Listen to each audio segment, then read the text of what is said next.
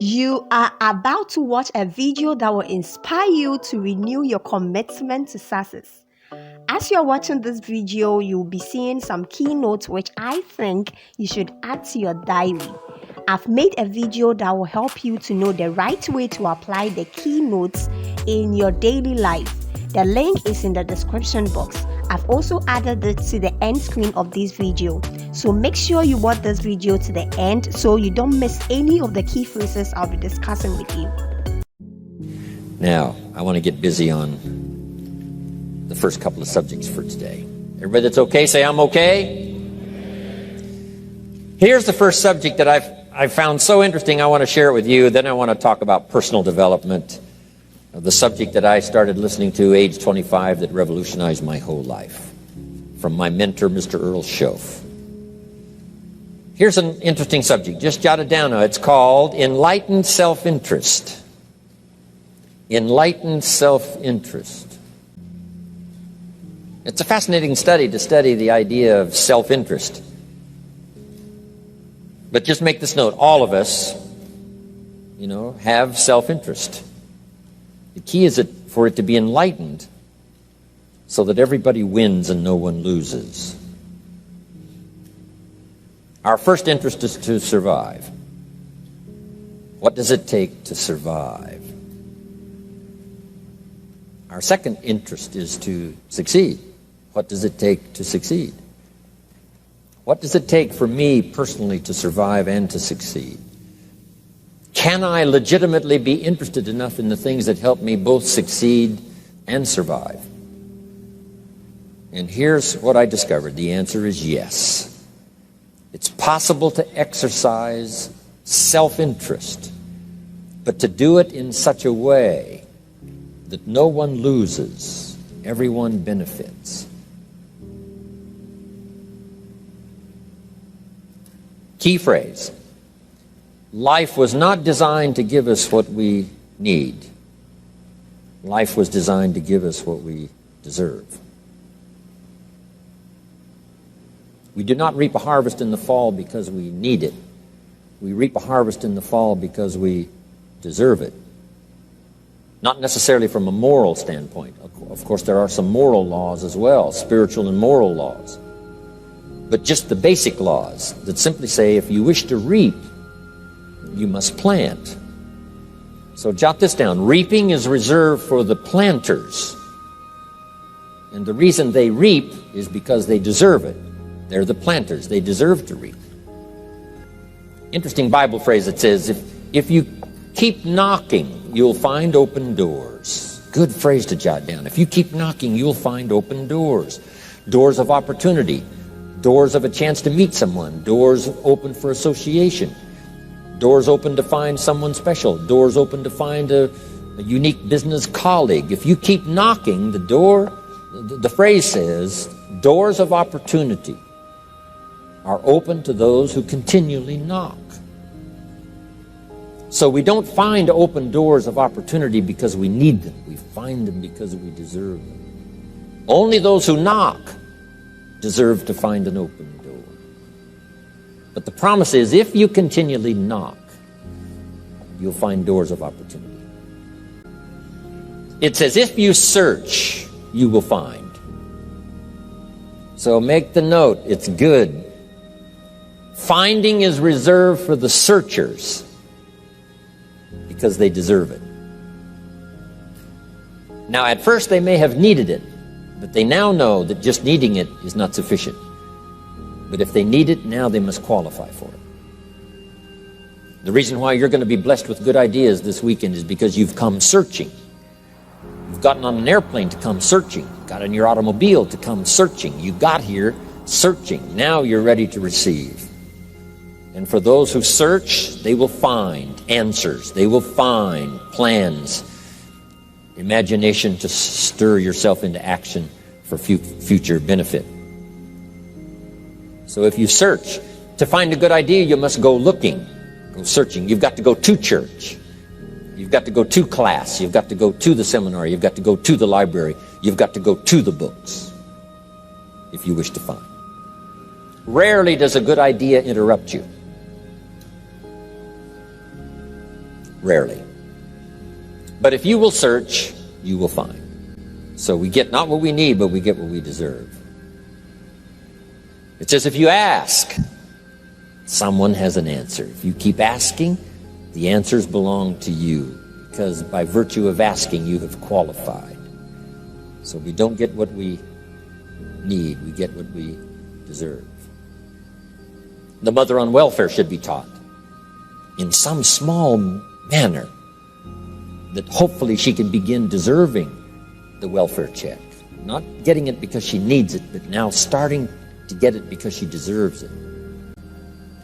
If the welfare worker says to Mary, Mary, I brought a bucket of paint and a paintbrush, and the next time I come, if the door is painted and the fence here in front is painted, I give you the check for $450. Not that painting the door and painting the fence is worth $450. It's not worth that much, but it is the beginning of the process. So make that note. I want to begin the process of deserving. What would that be? What process should I begin engaging in to deserve good health, to deserve a good relationship, to deserve prosperity, to deserve an enterprise, to deserve the opportunity to build a city? What must I do to begin the process of deserving?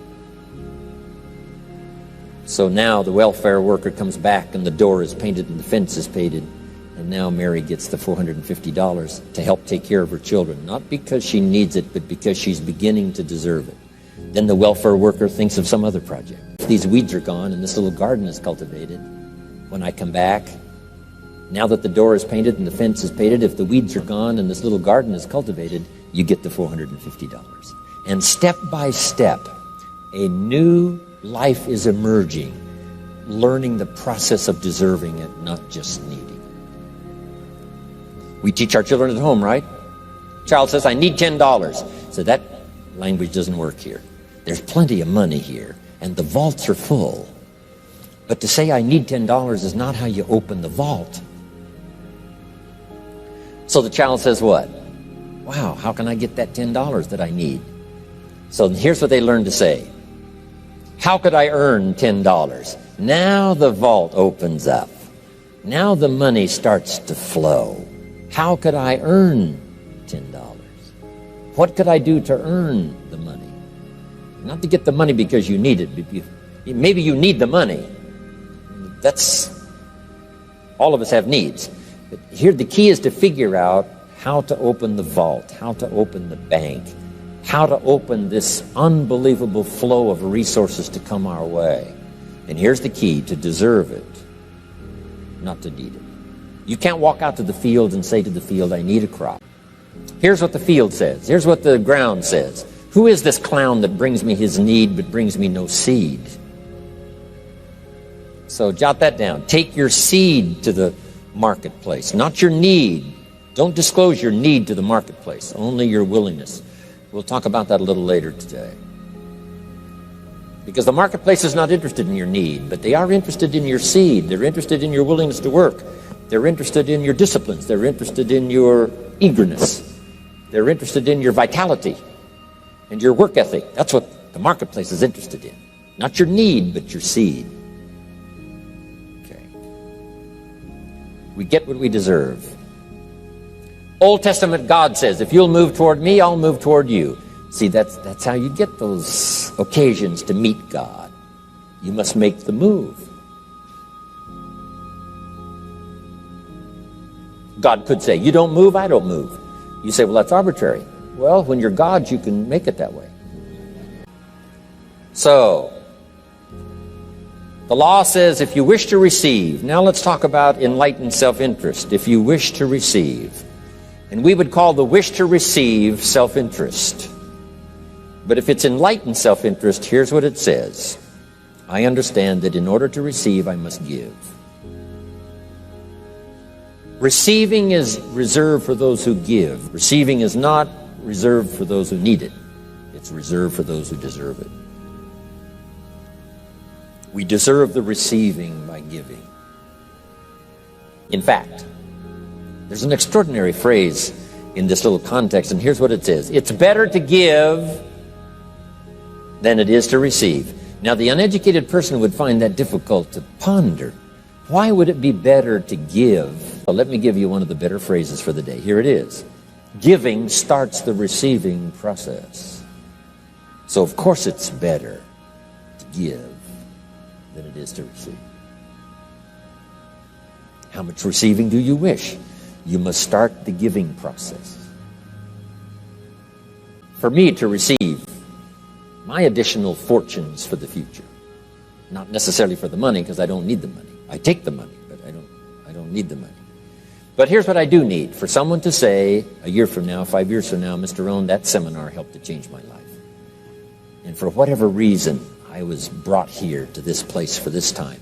And later someone says that. See, to receive that kind of thanks, it's unbelievable. Here's what you cannot buy. That kind of thanks. You can't buy it with money. You have to earn it.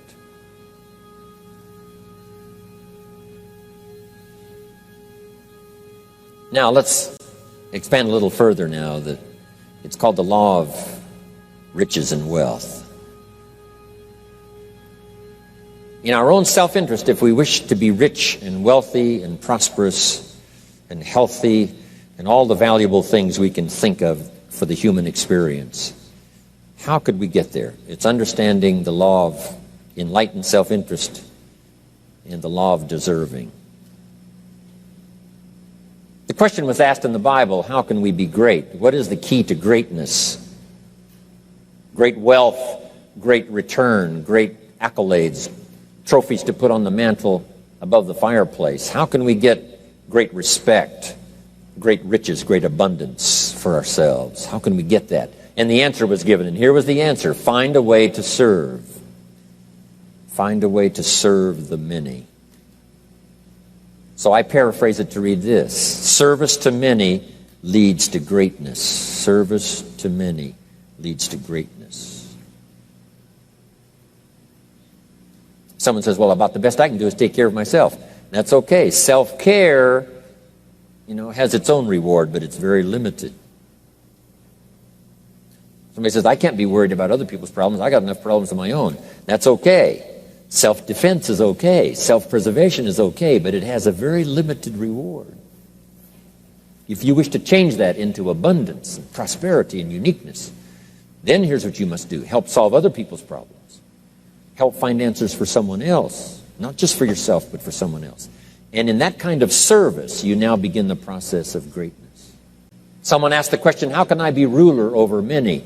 How could I manage a lot of people? How could I be the leader of a vast movement or enterprise?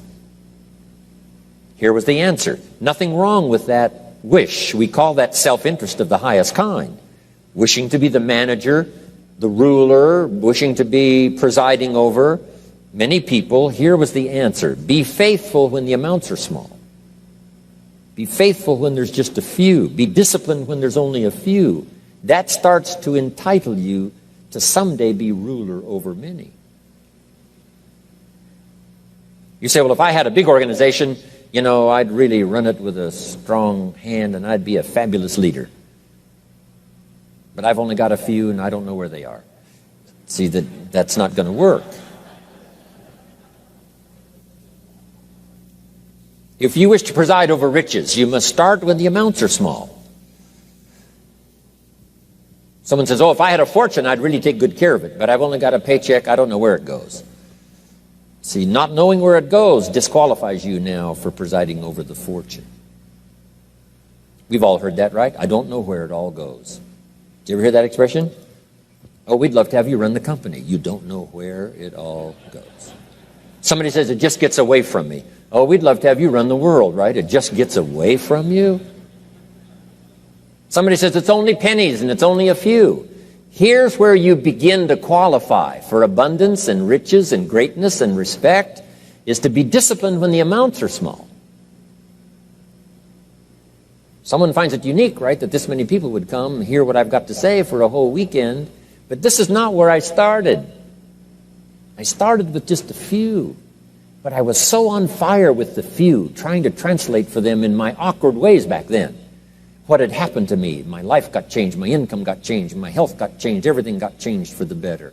And now I've lived the most extraordinary life. But it started with my passion for just a few, to translate for just the few. Someone says, well, there's just a few here. Does this meeting matter when there's only a few? And the answer is yes. Jot this down. You never know who's in the audience, whether it's a few or 1,000 or whatever. But you got to be faithful when there's just a few.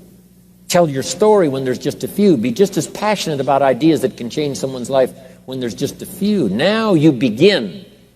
You're not fully qualified, but you begin the qualification to someday speak to many. Someday preside over a vast crowd.